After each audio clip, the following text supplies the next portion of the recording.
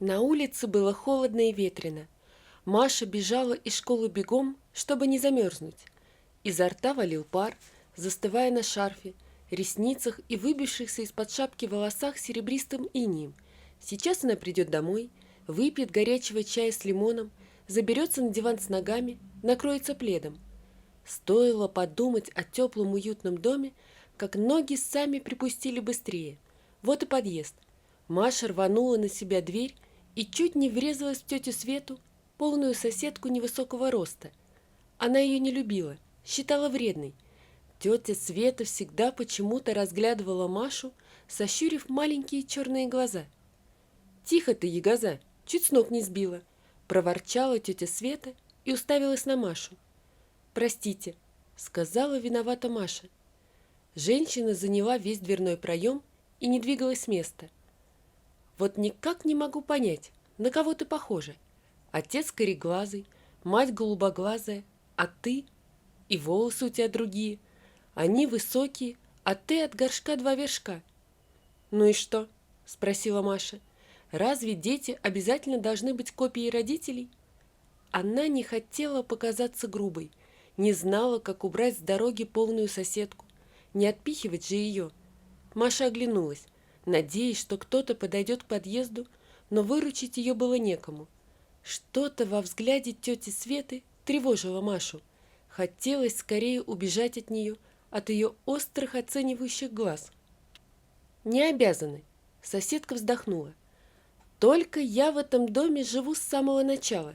Вместе с родителями твоей матери въехала в дом. Твоя мать на моих глазах росла.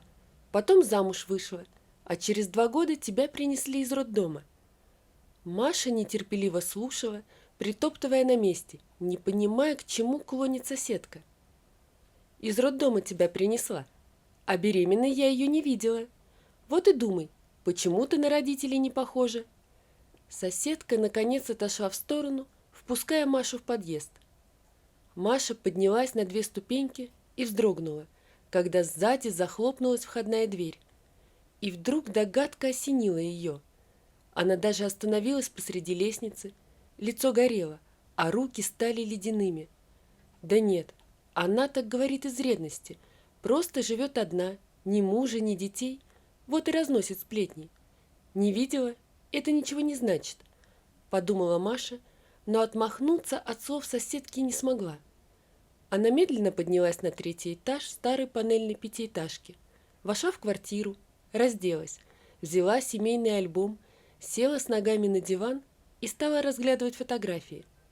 Вот Маша в одеяльце с кружевным уголком, вот она делает первые шаги, вот первый ее бант на жиденьких светлых волосиках, вот она первоклассница с огромным букетом, за которым ее почти не видать, а рядом ее мама и папа улыбаются, с любовью смотрят на нее.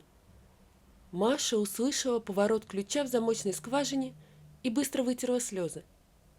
«Маш, ты чего сидишь без света?» Отец вошел в комнату, щелкнул выключателем.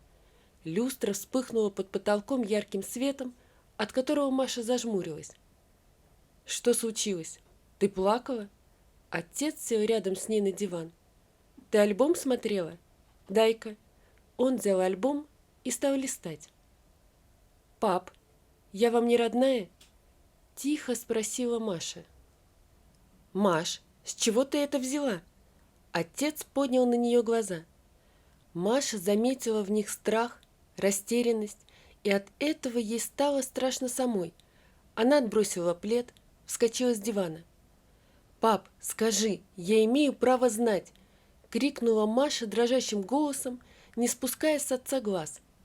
Она ждала, что он развеет ее сомнения, скажет, что это неправда. Но он отвел взгляд, опустил голову.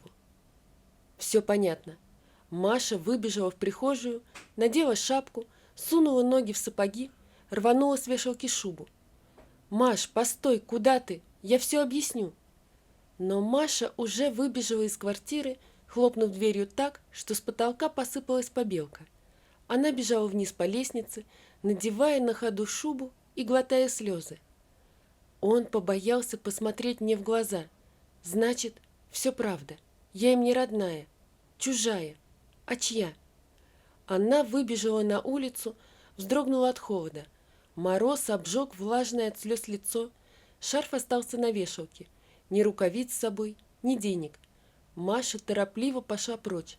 Через 2 дома она забежала в соседний двор, села на присыпанную снегом лавочку и зарыдала, спрятав лицо в ладонях.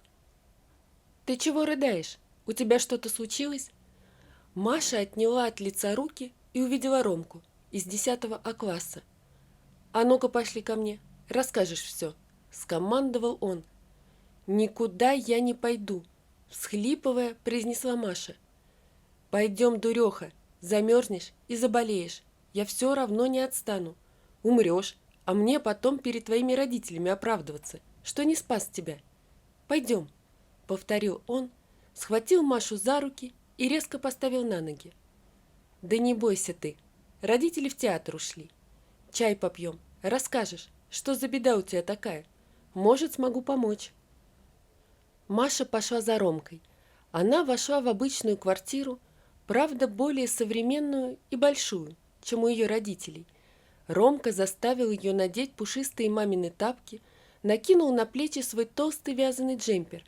Пока грелся чайник, ставил на стол чашки, сахарницу, делал тосты. «Тебя Машей зовут?» – спросил он, наливая горячий чай в чашку. «Да», – ответила она, не поднимая головы. «И что случилось у тебя, Маша? Почему из дома сбежала?» Маша не хотела рассказывать малознакомому парню. Он учился в параллельном классе, спортсмен, и больше ничего она о нем не знала. Так с какой стати она будет рассказывать ему что-то? Но держать в себе боль было невыносимо, и Маша рассказала, что сегодня неожиданно узнала от соседки. «И все? Из-за этого ты сбежала из дома?» – недоверчиво спросил Ромка. «Тебе легко говорить. У тебя родители настоящие», – резко ответила Маша. «Я не сбежала. Просто не могла смотреть на отца». Она закрыла лицо руками и заплакала. «Они бьют тебя? Наказывают?» – участливо спросил Ромка. «Нет. Бывает, ругают. За дело. Но не били ни разу», – пробурчала Маша. «Бьют? Да ты что? Мама искусствовед, а папа...» Маша осеклась. Она называла их мамой и папой. «Так чего тебе не хватает?» «Не бьют, не пьют, любят тебя, заботятся, одевают.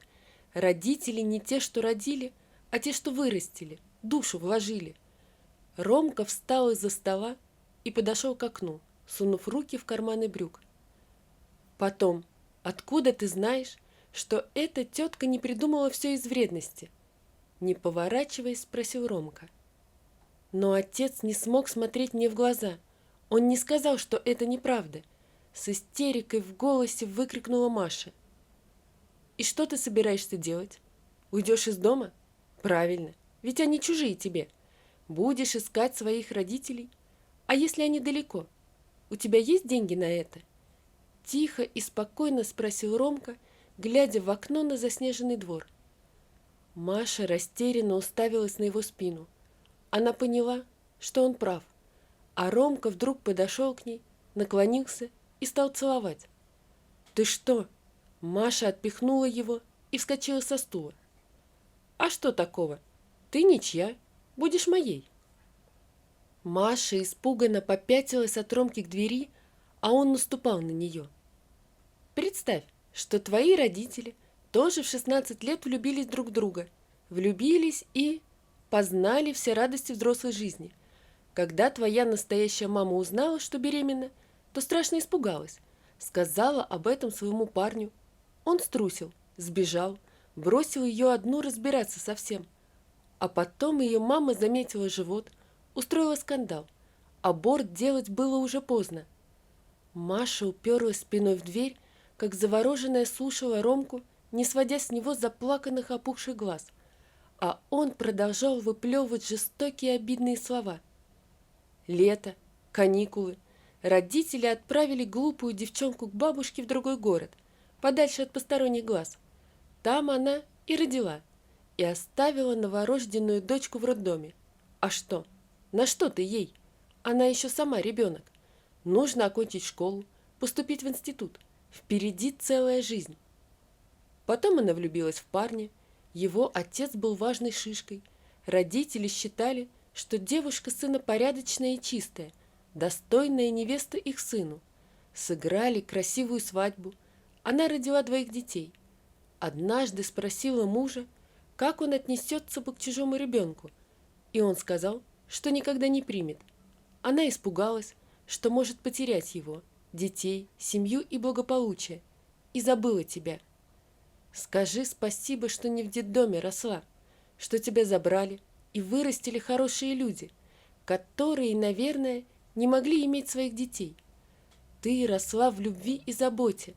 Какая-то тетка сболтнула из вредности, и ты готова все перечеркнуть, отплатить им бегством и ненавистью.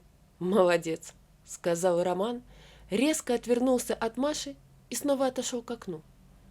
Маша стояла раздавленная, смущенная, не зная, чем ответить на горячий, обличающий монолог Ромки. «Что, не нравится? Представь, найдешь ты свою мать, а она окажется алкоголичкой, обрадуется тебе сначала, а потом продаст твою шубку, сапожки, чтобы купить себе водку, заставит тебя зарабатывать вместо того, чтобы учиться, и жизнь с твоими теперешними родителями покажется тебе раем». Ромка смотрел в окно, говорил жестокие слова, от которых у Маши по коже бежали мурашки. «Ни твоя мать, ни твой отец не искали тебя. Значит, не нужна ты им. Так живи дальше, Маша, и радуйся, что у тебя есть любящие родители. Не разрушай свою и их жизнь. Смогут, расскажут тебе все. А не смогут, просто забудь». «Ты так говоришь, словно знаешь». Маша села на стул, ноги не держали ее. Она вдруг поняла, что натворила. Родители, наверное, с ума сходят, ищут ее, одноклассникам звонят. «Хорошую картиночку я тебе нарисовал, правда?» Ромка усмехнулся. «В жизни еще хуже бывает, поверь. Вырастешь, если не передумаешь, найдешь свою мать. А пока живи и не расстраивай своих родителей». «Тебе хорошо говорить, у тебя родная мама», – прошептала Маша. «А вот и нет», – тихо сказал Ромка. «Только она не знает, что я знаю». «Как это?» – Маша вскинула на Ромку глаза. «А вот так. Моя мать умерла во время родов. Акушерка из роддома навещала маленького мальчика в доме малютки, а потом забрала к себе. Я случайно услышал ее разговор с сестрой. Я буду ей благодарен всю жизнь, что взяла меня, что я не рос в детдоме. Она со мной уже замуж вышла». Маша подошла к окну и встала рядом с Ромкой. Они долго смотрели на свое отражение в темном стекле. «Спасибо тебе. Я все поняла. Я пойду?» – сказала Маша. «Иди», – ответил Ромка, чуть дернув плечом. Маша оделась и выбежала на улицу. Она не ощущала холода, мороза, ей было жарко. Она бежала домой, к родителям, которые, наверное, сходят с ума. Она нажала на кнопку звонка, и дверь тут же открылась, словно мама стояла и ждала ее за дверью. Она была заплаканная и выглядела очень несчастной. «Маша», – прошептала она сдавленным голосом, прижав к груди руки. Маша бросилась к матери, обняла ее и зарыдала. «Прости, мама, я люблю вас, вы лучшие», – сквозь слезы говорила она. Мать гладила ее по спине и приговаривала, что любит ее, что она их, родная, любимая дочка. Вышел отец и обнял обеих. Так и стояли все трое, крепко обнявшись в маленькой тесной прихожей. А потом ей рассказали все, что знают о ее матери. Но Маша не стала бежать к компьютеру и искать. Ей это не надо. С ней рядом самые настоящие ее родители. Прошло 12 лет. Маша и Рома готовили праздничный ужин вместе. Сегодня особенный день.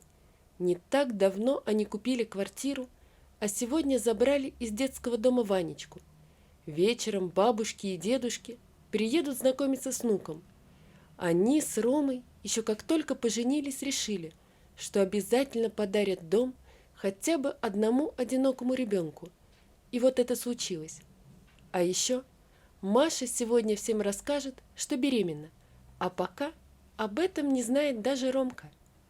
Вот такая история, друзья. Напишите, пожалуйста, что вы думаете об этой истории. Не забудьте подписаться на канал и поставить лайк. Всего вам доброго. До свидания.